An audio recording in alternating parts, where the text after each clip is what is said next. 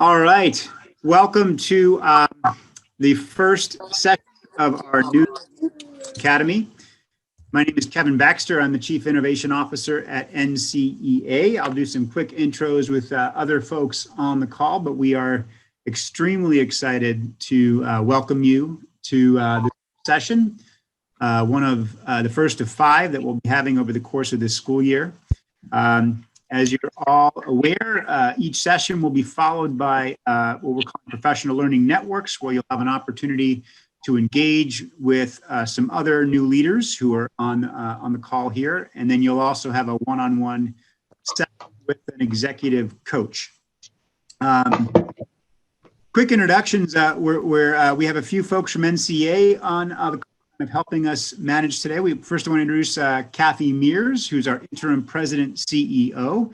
And so Kathy's joining us actually from Arlington, Virginia, where she flew down to the NCEA offices. She's not often there with COVID, but she's there now. So Kathy, welcome.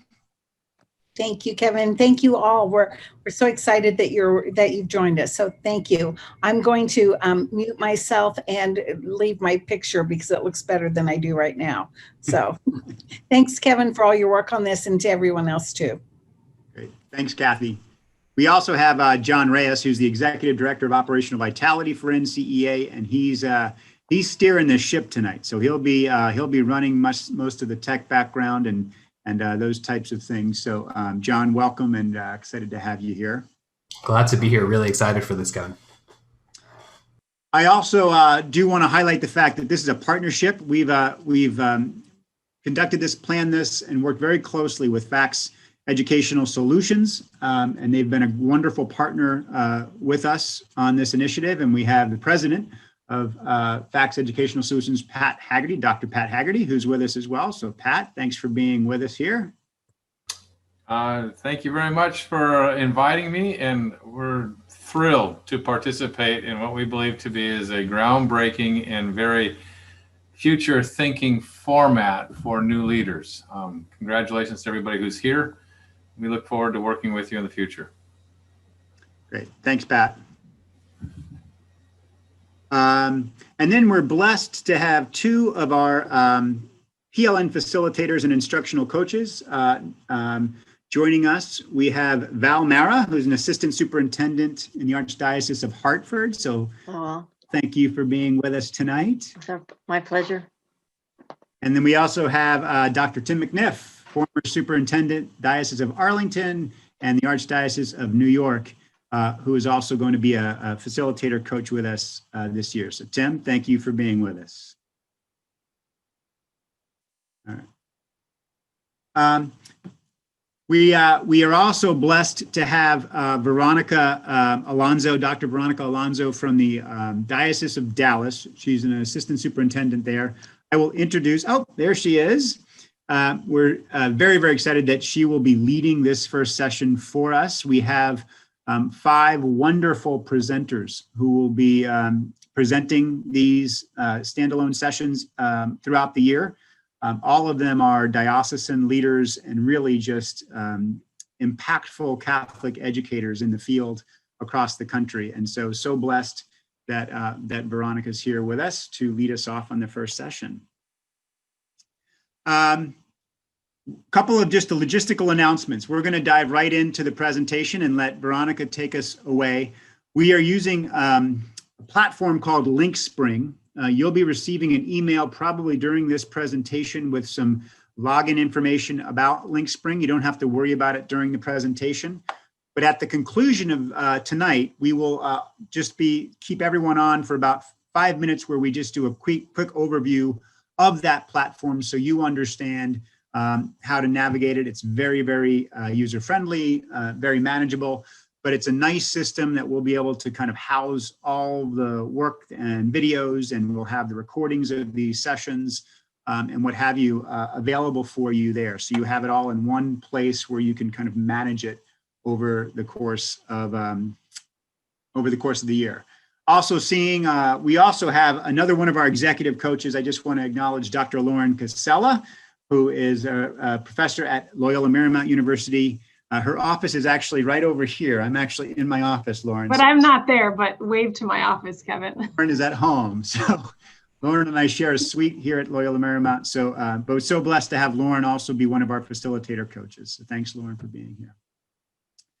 We are so excited about this. We've tried to gear this obviously to you. We know we've got first, second, third year principals here joining us. We know no matter how many years you've been a principal, if it's your first year walking in, or if you've been at it for a couple of years, it is unprecedented right now what we are going through. And you are all as aware of that as anyone.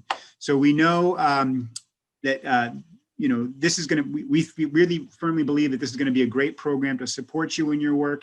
We're all here. Everyone I just introduced is all here to be supportive of you and for you throughout the year. So we will make sure in the next days you'll have contact information for everybody, and we'll all be here to support you as needed. With that, let me more formally introduce Dr. Veronica Alonso. As I said, she's an associate superintendent in the Diocese of Dallas.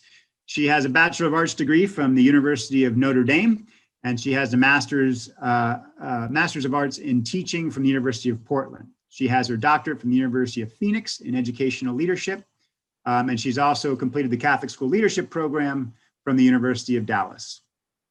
We are so blessed to have Veronica. She is a forward thinker and doing incredible work in the Diocese of Dallas. And so without further ado, I will turn it over to Dr. Alonso. Hi, thanks, Kevin, for the introduction. Can you give me a thumbs up if you can hear me, Kevin? Perfect. Okay. I'd like for us to go ahead and begin in prayer. If you can read along, and I will read out loud. In the name of the Father, the Son, and the Holy Spirit, amen. Leadership is hard to define. Lord, let us be the ones to define it with justice.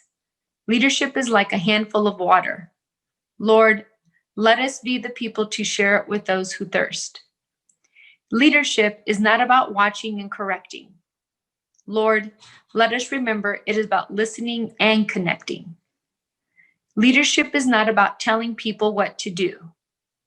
Lord, let us find out what people want. Leadership is less about the love of power and more about the power of love. Lord, as we continue to undertake the role of leader, let us be affirmed by the servant leadership we witness in your Son, Jesus.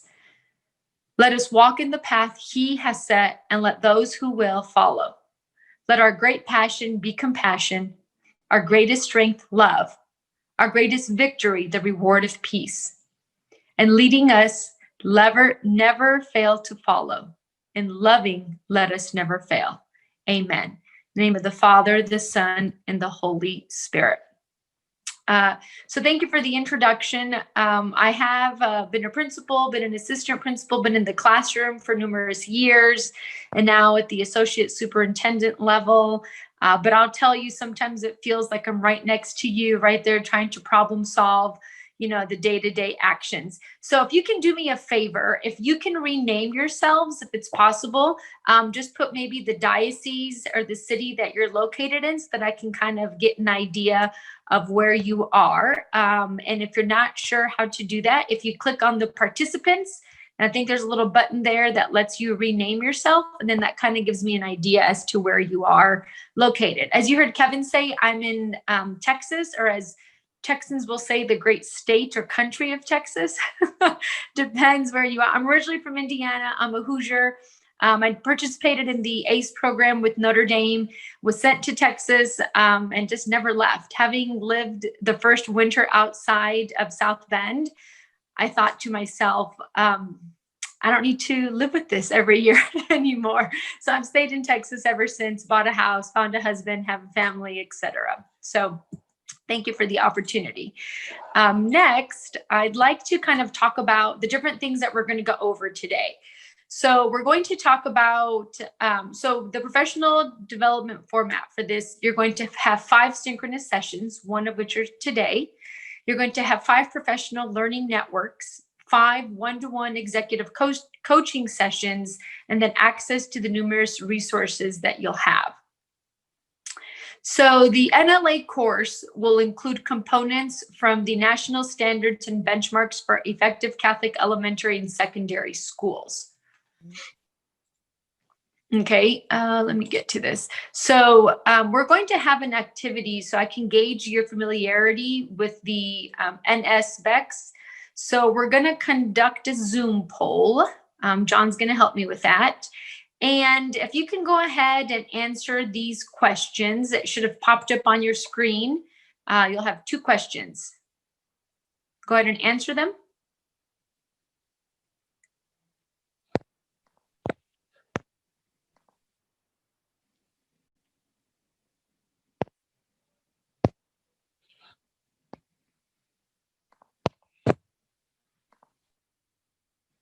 Okay, once you've answered them, John's going to share the results with us. And so we just need for all of you to answer those 2 questions. The first one is your area of strength, and the second one is where you'd like to have some additional support and growth.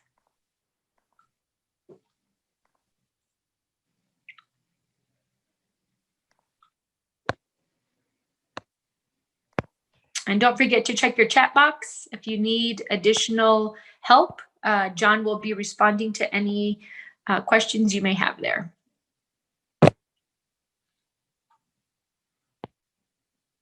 I think if you click poll results on your screen, we should be able to see them.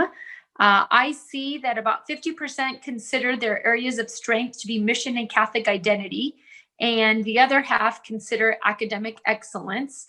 And then under question number 2, the areas where people would like to see some additional growth, 60% of you answered operational vitality, and then the other 4 of you answered governance and leadership, as well as then mission and vision. So we're going to start with the first item for this session, and we're going to identify the roles of a Catholic school leader next. Okay. So what comes to mind when you hear the words manager, administrator, and leader? Managers are people who do things right, and leaders are people who do the right thing. And both roles are crucial, but they differ profoundly.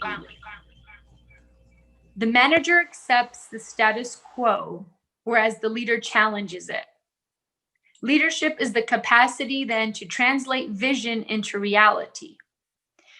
And typically, when we look at failing organizations, what we notice is that they're usually overmanaged and under-led.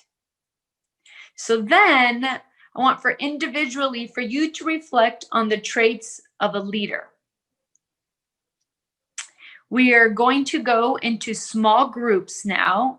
And we want for you to develop a definition of the term leader in 32 words or less.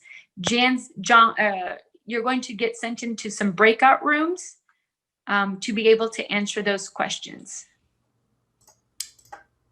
And Veronica, I think what we're going to do is give a few moments for folks to do that individual trait listing, and then we'll put them in breakout rooms in about 2 to 3 minutes. Perfect. And then whatever you jot down individually, that'll be a great resource for you when you get into your small groups. Thanks, John. So what we were asking for you to do individually is to list the traits of a leader. So what are the traits that when you think of a leader, that's what we want for you to write down? You have about 30 seconds or so. Okay, so excuse any typos, but a leader is one that has a vision that is aligned with the organizational mission, embodies charismatic organizational skills. A leader is one, oh, sorry. We were kind of like editing as we went along.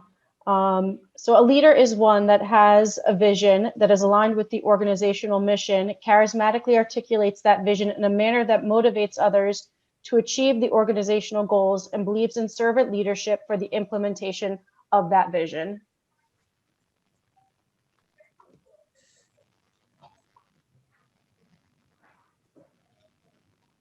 Awesome. Great stuff. All right, group 2, James, Leticia, and Stephanie.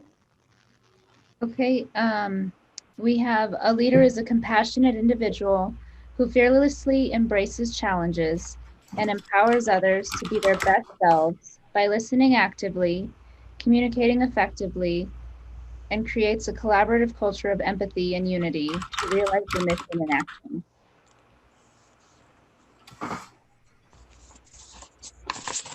Thanks for sharing. If y'all don't mind just copying and paste it into the chat box, they're not appearing for some reason. Maybe just redo it again. Sure. And then group 3, the last group to share.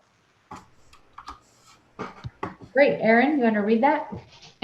A leader is someone who, through their vision, is able to make ethical decisions, communicate effectively, show compassion and empathy, and encourages development in others and themselves, leading to overall growth in the organization. Great. Thanks for sharing. Thanks, Leticia, for sharing. I think that was group 2's definition of a leader. Okay, I'd like to move on next to talk about the 7 images of leadership.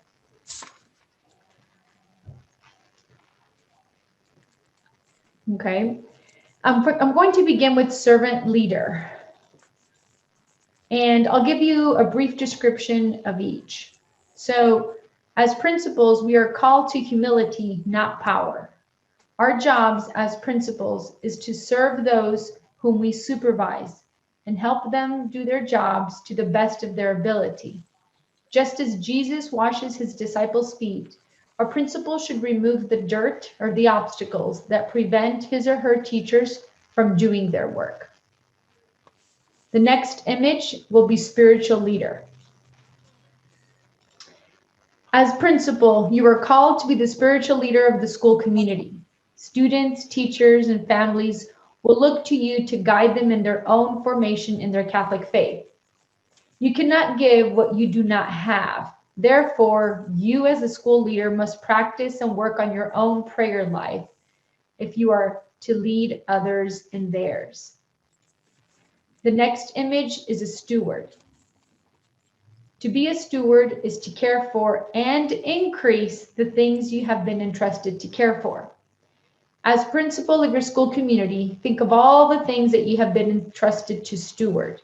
Your students, your teachers, your staff, parents, alumni, facilities, the brick and mortar, the other resources, as well as funds. The instructional leader. Jesus was often called teacher, which he surely was, but ultimately he was called to be the teacher of teachers. He not only taught his disciples, but he also gave them the tools through the Holy Spirit and sent them forth to teach the whole world his gospel message. So too, as a principal, your job is to empower your teachers, to give them the tools, the environment, and the structures to be highly effective teachers. So again, to empower them. We may want to, as principals, go in there and tell them how to do it, but we need to empower them. And just as Jesus was, so too a principal must always be with his or her teachers, supporting, encouraging them, and then helping them to improve. We have to be that cheerleader. The lead learner. The single purpose of a school is learning for both students and adults. So to promote a culture of learning, the principal must exemplify being a lifelong learner through words and actions. Jesus Christ offers us this example through the scriptures. For even though he was the Son of God, he spent countless hours in the synagogue, learning and honing his craft and message to the world. The next image is an agent of change. Leadership, by definition, is about entering into the unknown, and that can be scary. It is about challenging the status quo, blazing a new path forward through the wilderness, and bringing people through to the other side transformed. Jesus was the ultimate change agent, who through his vision, teaching, example, death, and resurrection, transformed the world, and continues to do so 2,000 years later. Catholic school principals don't have to transform the world, but they do need to lead effective change to meet the ever-changing world in which our schools exist. So true change agents don't just have the most innovative ideas, but they also possess the vision and the skill to lead people to bring those ideas into reality. So as Easter people, Catholic school principals must get others to believe it before they see it, not to believe it when they see it. Mm-hmm. And the last image of leadership is a system player. As a Catholic school principal, you are the head of your particular school, but you are also part of something much bigger than yourself and your school. You are part of the body of Christ, the church here on earth. As a principal, you are called to participate in, contribute to, and support the greater system of Catholic schools in your region. For it is together that we have strength, and together we continue to build the kingdom of God. I'm now going to read through some questions, okay? And then we're going to return to the same small groups to discuss a response to these questions. On this, excuse me. Of the 7 roles of the Catholic school principal, which are listed there on the left in the blue box, with which one do you most closely identify with, and why? And then provide an example of this leadership in action. Which role is the most challenging for you and will be an area for growth? And what do you need to do to be intentional about growing in this area?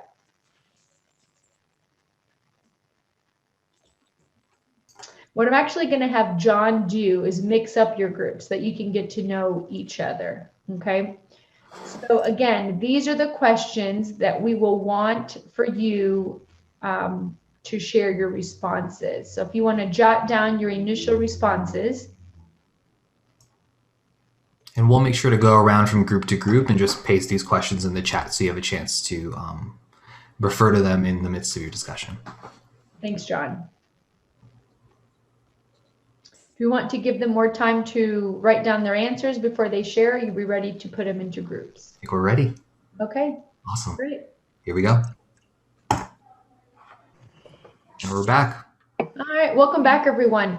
So we're not going to share everyone's responses today, but rather what I'm going to ask that you do is to set aside all of your responses because in one of the future collaboration sessions, you're going to come back to what you wrote down and you're going to dig deeper and be able to work with what it is that you wrote down, okay? So let's talk about the leader. Well, leadership and management, we know, need to go hand in hand. They're not the same thing, but they are linked and complementary. And any effort to separate the two is likely to cause more problems than it solves with the leadership and the management piece of it. Okay. Next, we're going to move on to examining the role of a lead learner. All right, and if we look at our 7 images of leadership, we're going to jump over to the lead learner. So throughout this course that you're enrolled in, we're going to dive into the different components of leadership as we tie them into actionable items or steps for you to use at your school site. So it's one of those where you're going to be able to take it and put it into action. So today we will be talking about the role of the lead learner. Because it is the start of the school year, and for some of you that maybe was August, for some of you it was September, we're going to be, and one of the most important things for you as a leader, the lead learner could do is to establish the culture that promotes learning, and both the adults, your teachers, and your students, okay? So we're gonna look at the parable of the sower to dig deeper into that. So let's think about culture. School culture in particular. So when we think about culture, it's helpful to think about the parable of the sower, okay? Some of the seed fell on the path and the birds ate up the seeds. Some of the seeds fell in a rocky place where it didn't have much soil. They sprang up quickly, but were scorched by the sun and withered because it wasn't able to have any roots in that rocky place. Other seeds fell on thorns, but then the thorns grew and choked the plants. Then there were seeds that fell on good soil where it produced crops. So, culture, establishing culture. Gerald, the author, argues that culture is born from an organization's vision, beliefs, values, and mission. Cultures are not created overnight or by pen and planning alone. Stating your mission is significant, but it's only a small part of your effort. Culture develops and grows up through an accumulation of actions, traditions, symbols, ceremonies, and rituals that are closely aligned with that vision. And depending on what campus you're located, what school community you're serving, what the history of your school, these items are going to change. So school culture is what we can call the hidden curriculum. Now, the job description of a school principal cannot be adequately described in a 1,000-word essay, let alone in a short paragraph. Today's principal, all of you, are constantly multitasking and shifting roles at a moment's notice. Trust me, I'm sure you can plan your day, but I'd be surprised if you were able to do all of those things because life happens. Kids come in, kids get sick, or teachers. So how does a principal get past the daily survival mode in order to create a successful learning environment? Well, it begins with establishing a culture for learning. And if our goal is to improve student learning, what indicators lend themselves to a culture of learning? So we're going to engage in interactive activity using a sort. You will notice that there are 2 green cards are going to pop up for you to sort. They will become your headers. And you're going to do this sorting virtually online. So you're going to read each indicator and then determine the pair that creates the dichotomy between the 2 of them. So for example, assessment as evaluative and assessment as formative. Assessment as evaluative will fall under a culture of teaching. Here, there's no room for growth feedback. On the other hand, assessment as formative allows for students to learn and grow. Therefore, it goes under cultural for learning. Next, we're going to do an activity, and here's the link. We want for you to take a few minutes to do a few things. One is to determine the pair, okay? And then determine if it falls under a culture of teaching or a culture of learning. The link has been dropped into the chat box for your convenience. So we're going to give you approximately 5 minutes or so to complete this task. Then we'll come back and look to see how they align when we discuss the different aspects of your culture of teaching and culture of learning. So at this point, John on the screen has popped up for you what it looks like. So can you just animate the mouse to show them Sure. what you ask for them to do? Yeah, so the link is in the chat box, and we're going to ask you to do this sort of at your own pace. And again, what you want to do is you want to take these 2 headers for culture for teaching and a culture for learning. And as we sort of talked about, and as Veronica talked about in that previous example, we want to look at each of the indicators. So we had assessments as evaluative, assessment as formative, and determine of those 2 pairs, which one belongs in a culture of teaching and which one is more likely to facilitate a culture for learning. right? So we talked about sort of reading those statements and placing them in these categories as shown here. So you'll want to do the same thing for the rest of these, find those pairs and determine which of those indicators in that pair is more reflective of a culture of teaching and which one in that pair is more likely to reflect a culture for learning. So again, we'll take about 5 minutes to do so, give you some opportunity to dive into that sort, and let us know if you have any questions or issues as you run into it in the chat. Yes. And if you finish before the 5-minute mark, just drop us a note in the message box so that we can come back together and share as a whole group. Or if you have any questions or have technical difficulties, reach out to us in the chat box as well, or unmute yourself and ask.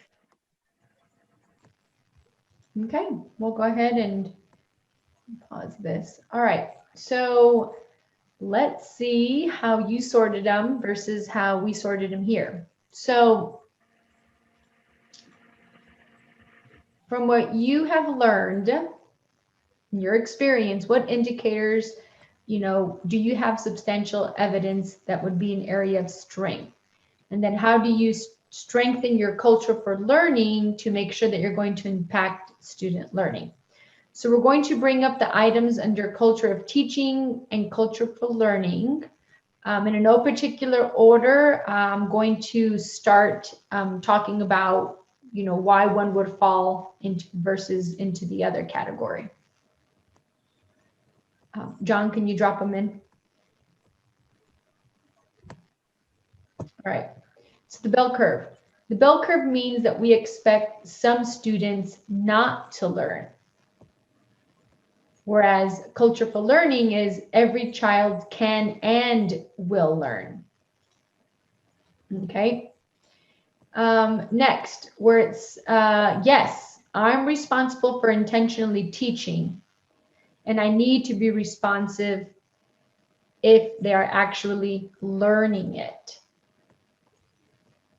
It's one thing to say, I did the lesson plans, I did what you asked me to do, whereas we need to make sure that they're learning. Okay. We know that standards exist within a culture of teaching and a culture of learning, but are you focusing on check, I did it, I did it, I did it, boom. Whereas a culture for learning is what percentage of my students really understood it. And it's not just about worksheets to say we did it, but rather how do I know that they've mastered that material? Helping students to be lifelong learners. How do we give them the tools to do so? What are those executive skills? So studying says, I taught it now, go learn it, but I need to guarantee that the strategies for learning are in place so that they can always apply those strategies in whatever situation and context they may find themselves in. When we look at the students, they're not passive. They are actively engaged in the learning process. So as a principal, I hated going into classrooms that were completely quiet as I walked by. Whereas when I walked by those teachers' classrooms where there was that healthy learning noise, you could tell that they had good classroom management and the kids were engaged and they were learning in that learning process. Assessments. We need to have assessments in both of them, but what does that look like? Within our diocese, we're redoing our curriculum, and part of that is the way that we're doing assessments. We're pushing away from that evaluative piece, but rather the formative piece. And I can tell you, it's been a struggle for some of our teachers, and some of them are not on for the ride, and we say, that's fine, but we're not going to be the diocese for you going forward because this is the direction we want to move in. When we look at differentiating, we need to be careful what it is that we're differentiating. We also know that we can't do this alone. We want collaboration. We want for those teachers to work together. We need to have common structures to then help that collaboration. So for those of you that are in schools that have more than one grade level, are you able to rework the schedule so that grade level teachers are able to come together to do lesson planning, to look at students? How can we continue to support them? You know your content, but you also have to recognize that you need to constantly learn. Ongoing professional development is critical. You as a principal, your role is not to check off things, but rather to learn. So there are transactional leaders that are great. You give them a list of things to do, they're going to do everything on that list. Check, check, check, check. But what our schools need are transformational leaders. Leaders that if it wasn't for them, it would be hard to come in and replace them because of the culture that they're bringing to the table. And then for our school and our students, we want for them to learn together. It's that collective responsibility. Now we're going to move on to root beliefs and norms. So one step towards establishing and fostering a culture for learning is to ensure that we set the foundation with root beliefs and norms. Okay, what are root beliefs? If you've never heard that terminology, root beliefs are statements of conviction about what is important, how do schools work, and how do students learn. And these root beliefs are then going to be aligned with your mission and vision.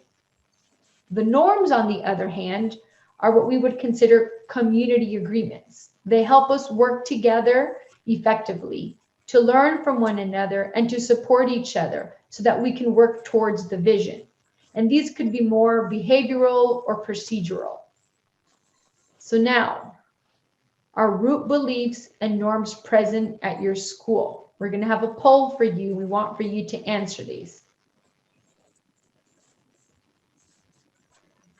So go ahead and click. Are they present? Yes, no, or you're not sure.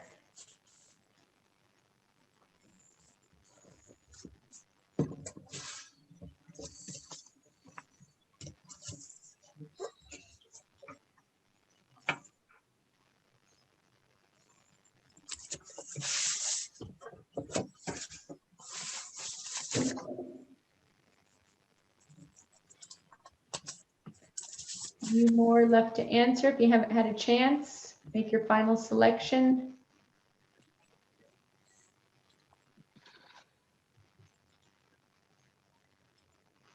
All right. So the results, it looks like it's evenly distributed. Some of you, about 4 of you said yes, you have root beliefs and norms at your school. 4 of you said you do not, and then some of you are not sure. Okay.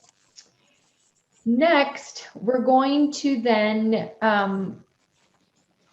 one of the asynchronous activities that you're going to have for you to complete after today's session, but before the next session, is to develop or review your root beliefs and norms. So for those of you that said, no, we don't have root beliefs or norms, this activity is going to help you get started. For those of you that do have root beliefs and norms, this will be one for you to review those and to see, do we need to make any modifications? Okay. And then I think at this point, John, John is sharing with you, excuse me, on the screen, an example of what the task is going to be that you will be asked to complete after today's session and prior to the next collaboration session. Okay, and how will they receive the link to this information, John? At the very end of our session today, we'll talk a little bit about the LinkSpring platform that we'll be using to collaborate, to discuss, to share resources, to access any of the slides or resources that are brought up, but also how to access and complete these asynchronous tasks. So stay tuned for the last part of class and we'll walk you through that. Great. All right, at this point, we are going to take a little 10-minute stretch break, or for those of you that maybe have Apple Watches, it's telling you to stand up. So if you want to step away from your computer, we'll come back here in about 10 minutes. Does that sound right, John? Right, that puts us at about 20 past the hour. Perfect. Okay, we'll see everybody back here in about 10 minutes. So the next item we're going to focus on is to examine the role of a Catholic school leader as a steward. Okay. So I'm going to go through the series of these questions, and I want for you to think about your personal answers and your personal finances and your cash flow in your home. So for example, when do you receive income? Well, for me, it's the 15th of the month and the last day of the month. Are there times when you receive more income than other times? Yes, there are. Let's say maybe I'm lucky and I get a income tax refund, or maybe on my Fetch Rewards app, I have enough points so that I can cash out. Or are there times when you receive less income than other times? You know, I do remember as a teacher, I was at some schools where they only paid us for 10 months. And I had to be really good about trying to figure out what I was going to do those other 2 months. What monthly bills do you pay? Well, you know, I have my light bill, my water bill, my gas bill, any kind of subscription such as Netflix, my son's tuition payment. Are there some months when you have additional bills, such as your property taxes, or maybe your car insurance or home insurance? And then are there some months when you spend more than others? For me, it is during the summer, because childcare during the summer, now pre-COVID, was an arm and a leg. I had to work now that I'm in central office during the summer. And so summer months was more because I had to find childcare. And I mean, it was so much more expensive than I was paying for tuition. I would have rather paid for year-round schooling for my son than paid for summer camps. And then do you ever have surprise expenses? And for us, we do. You know, my son a few years ago fell on the playground, cut himself open, and we needed to have stitches. And even though we had insurance, again, there was copay and all of these other things.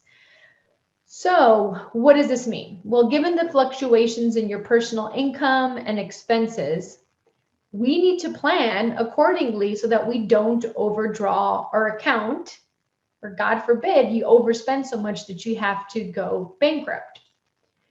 So now let's jump into the image of a steward. So again, just as we manage our own personal finances, we need to think about our call as a principal. And a Catholic school principal is called to ensure the operational vitality of the school that he or she is leading by serving as a good steward of the school's resources. So there were several of you that marked the operational vitality being an area in which you wanted to improve. And so this is one of those components of it. So when we look at steward, well, we know that as each one has received a gift, we need to use it to serve one another as good stewards of God's varied grace. But what identifies a steward? Well, it's safeguarding material and the human resources, and using them responsibly are one answer. So as well as the generous giving of time, talent, and treasure. But being a Christian steward means more. As Christian stewards, you receive God's gifts gratefully, cultivate them responsibly, share them lovingly in justice with others, and return them with increase to the Lord. And this comes from the USCCB as guidance for us. Okay, operational vitality. What are the different aspects that fall within operational vitality? So as a Catholic school principal, you are called to be a good steward and to ensure the operational vitality of the school. As a new principal, it is important to get a good sense of where the school stands in terms of operational vitality. And so the NESBECs discuss operational vitality using these terms: budget and finance, human resource management, facilities management, institutional management, which also encompasses other roles. And I'll tell you, even for those of you that are veteran principals, because this happened to me, I was in an interview, and on my interview questions, I said, does the school have a balanced budget? You know, pretty critical to know, am I going in trying to, you know, keep the shit afloat, or is it sinking, or are we good? And they're like, oh no, it's balanced. I start the job, you know how they balanced it? They said that the development was gonna write grants for $1.2 million, when the most they ever had received was like $300,000. That is not a balanced budget. But it was a good question, but they just weren't forthright. All right, so an asynchronous task that you're going to complete after today's session before the next one is to help with your own understanding of operational vitality and to acclimate to the systems at your specific school site. So you will participate in this asynchronous task. And your task is to complete the operational vitality audit, which includes completing a 12-month cash flow forecast. But what you need to know is that you, the principal, should not complete this audit alone. We are going to ask for you to engage with other staff members as appropriate, your admin team, business manager, secretary, if you have an accountant, if you have board members on your finance committee, etc. So that cash flow forecast is going to be important. And then these are the different areas where you're going to collect data to be able to complete this audit. So now, cash flow forecasting. One of the most critical reports for a school is that cash flow statement and forecast. It tells you how much cash you have or will have in your bank. And cash is critical for paying all your bills, but especially, most importantly, payroll. And remember, just because you have something budgeted doesn't mean that you have the actual cash on hand to pay it. So what is cash flow? Well, cash flow is the excess cash after income and expenses are projected for a month. The cash flows need to be prepared to ensure that there are sufficient funds to meet the expenses month by month during the year. These forecasts then recognize that income and expenditures do not arise evenly each month and will greatly inform you, the principal, what needs to be done for the coming month. So managing the cash flow is going to be an important part of financial management procedures and should be completed as part of the month-end close down process. But we're going to watch a video next to help us better understand what cash flow is.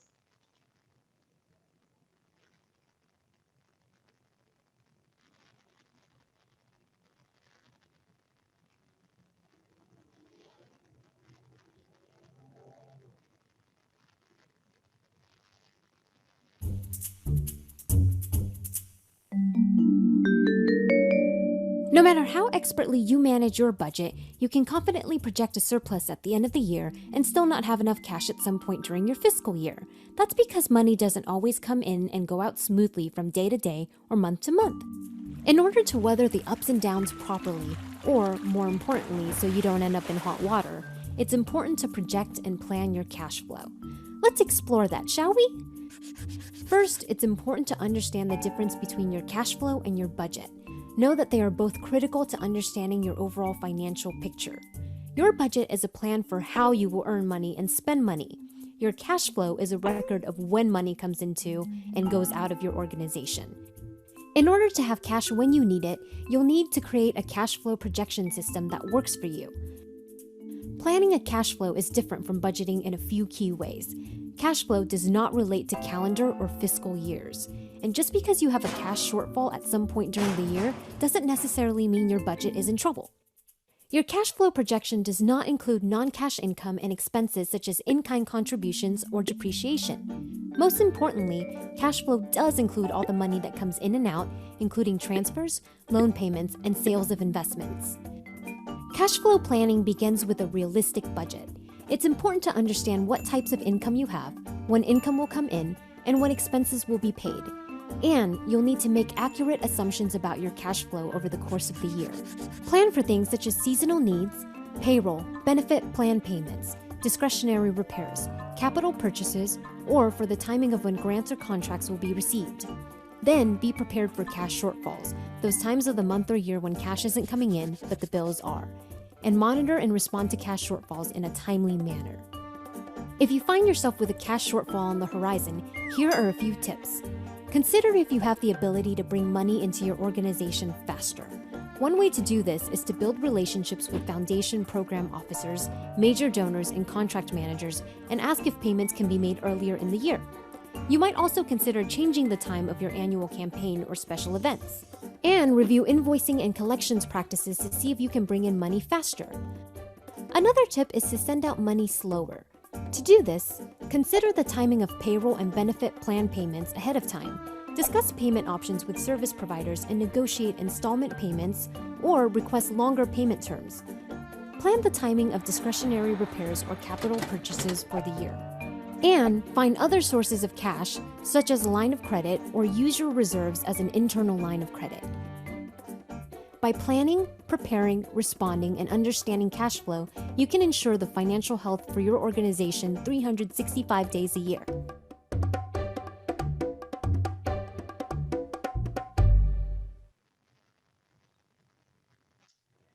I really like this video. I was telling our team that it was just something that I wish I would have seen and viewed kind of prior to my first principal role. It was just very, very helpful, especially to think of it in terms of that. And, once you get some experience, you will recognize as to, when is that golf tournament? Is it because the weather is nice? Or does it align with our cash flow or that fundraiser or that festival, etc. All right, so under the asynchronous task, again, what we're going to ultimately want for you for the outcomes is to, is to complete your audit and cash flow forecast. And there's going to be a different set, and those tools, when you can complete that forecast, are going to determine your school's strengths, weaknesses, opportunities that need attention. But again, in order to achieve this, you first need to know and become familiar with what you have been entrusted with.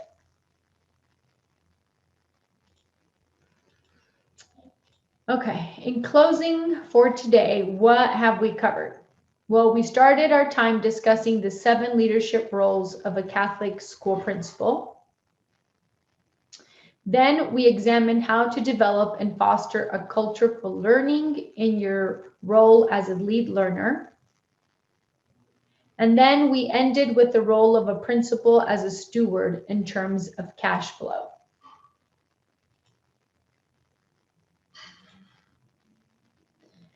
So the asynchronous tasks that we've discussed throughout this presentation are the following 3 tasks. One is the root beliefs and norms activity, the operational vitality audit, which included a list of all these other items you had to look at, and then the cash flow forecast, which aligns with the last video that we saw. And at this point, I'm going to turn it over to Kevin or John to talk about where you will be completing those tasks and on what platform. I'm going to let John walk through the link platform, but I just want to thank you, Monica, so much for leading us through this session. Great opportunity to engage with everybody. And obviously, we're looking forward to this entire year, having a lot more opportunities to learn from experts in the field, but obviously from each other. And I think that's the key. So thank you so much for all of your work tonight, Veronica. Oh, you're welcome. All of you, feel free to reach out to me if you have any other questions or ideas, or just want to hear what we're doing in Texas or in Dallas and the Southwest. Sometimes, like we said, we beg, borrow, and steal to make our stuff even better. I have no problem sharing, because a lot of the stuff that we got was built on the backs of those, that led us before.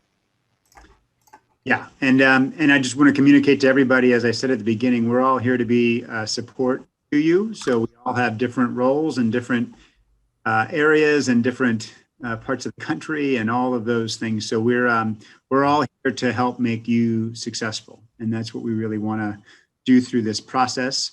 So I'll have John go through the Link Spring platform, and just know that we do have these asynchronous tasks that we feel will help kind of grow your skills as a leader, but we also want to make sure we recognize the fact that you're all very busy. You're leaders in the schools. We don't want to make this, this is not a class you're taking for a degree or anything else. We're here to be supportive of you. So hopefully you find these of value in your work. So with that, I'll turn it over to John. Great. Thanks, Kevin. So let's talk about Link Spring. So one of the things that we're excited to bring as part of your experience in the New Leaders Academy is providing asynchronous content through the Link Spring platform. We've partnered with Link, which stands for Learning Innovation Catalyst, to provide this learning platform for you. So on this platform, you can find links to the resources that we use during our live sessions, as well as supplemental pieces that are going to allow you to take those core concepts, skills, and competencies that are discussed in the live sessions, and really embed them authentically into your practice. It'll also be a space for discussion, for connecting with your colleagues, for connecting with your coaches, even outside of our PLN groups and our one-to-one executive coaching sessions. And we really think it's a fantastic platform for reflective learning that really helps sharpen your practice as a leader and as a busy leader too. I'm going to drop a link in the chat box here, but I'll walk you through what this process is, and I'll make sure to send this out via email. So just in case you missed this, or you sort of space out for the next couple of minutes, we got you covered, no worries. So if you check out that link in the box there, that will give you the unique sign up for you to go ahead and access the Learning Innovation Catalyst platform that we're using for this particular program. So when you click on that link, whether you do it now or you do it later, it's just going to ask you for a couple of key pieces of information: your name, your email address, a password for you to set, and then it'll pre-populate an access code, and that access code is unique to what we're doing here in the New Leaders Academy. So just a couple of pieces of information, you register and you're going to get instant access. And we'll be building out different cycles as part of your you being part of this platform here. So you'll see one cycle when you complete this process, and it's going to be for session 1. And you're going to see that all of our cycles will have 5 key components.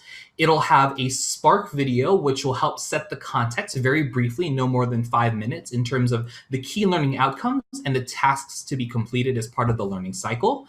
You'll see a reflect activity, which will give you an opportunity to sort of prime yourself for the learning and the activities, set a context for your own goal setting, your own intention making for your participation in the process.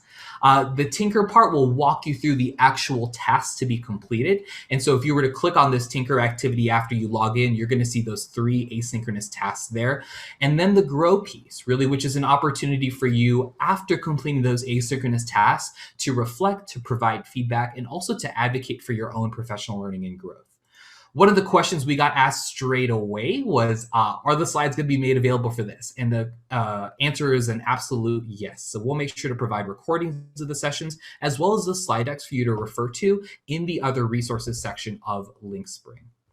You have access to community features and opportunities to engage with those of us at the NCA team that are working on this New Leaders Academy, with Veronica and with Lauren and Tim and Val, who are on this call as well, and the rest of our leadership team as part of this New Leaders Academy, with any questions, comments, and really opportunities, as Kevin said, to really walk with you throughout this process. So expect an email that'll follow up on additional steps regarding this process, but we hope that it's an intuitive platform, it's easy for you to use, and it really does help connect your learning in this program to the work you do on the ground level.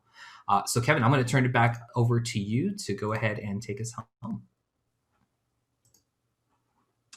Great. Thanks so much.